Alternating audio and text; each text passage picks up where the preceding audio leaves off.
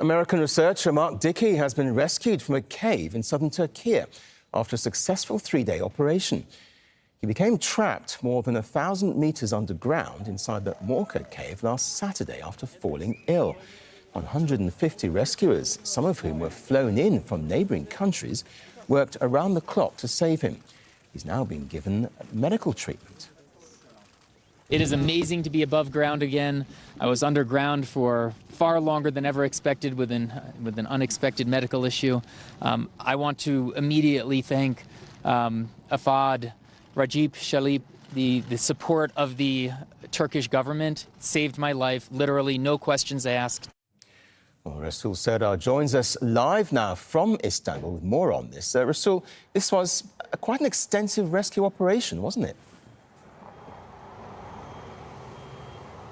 Indeed, it was one of the most complicated rescue operations that Turkey have ever seen. So on at the late of August, Mark Dickey started to dive into the cave to map the cave. He's a researcher as well. And then on the 2nd of September, while deep down, roughly more than 1,000 meters, his stomach started to bleed and there was something wrong. His colleagues realized that, but then he was stuck there. And the medical aid came one day after that, on the 3rd of September. So the rescue efforts immediately started. However, it's quite a difficult terrain. It's quite a very deep cave. So more than 150 rescuers were involved in the operation from Turkey and from several European countries.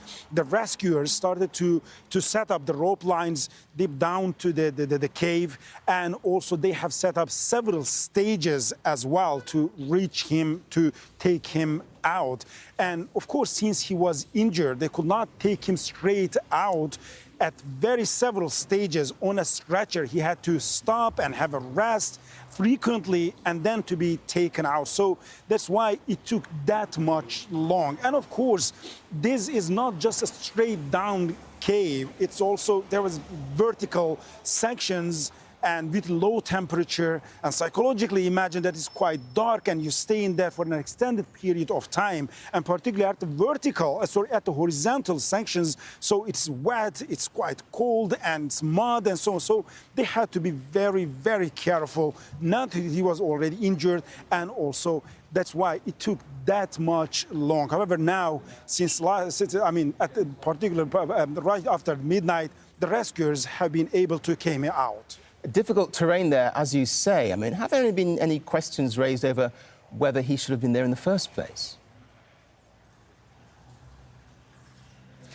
He's a researcher, so they were there for a cave expedition. So it was a group of researchers. These guys are not only the cavers, but researchers as well. They say they were there for scientific reasons to map the cave. So Morca cave was discovered quite recently, and it is the length of the cave is roughly around 4,000 meters wide. The depth is more than 1,200 meters. So these researchers were there, diving there to map the cave. It is the third deepest cave in Turkey. So they say the reason that they were there was scientific. And of course, it's a very difficult terrain. It's on the top of a plateau, and so quite far away from any city center. So it takes hours of driving to reach to that cave. So, and that's why now there has been some criticism, but the teams, the cavers, they said they were purely there for the scientific reasons. OK, Resul Serdar, thank you very much indeed.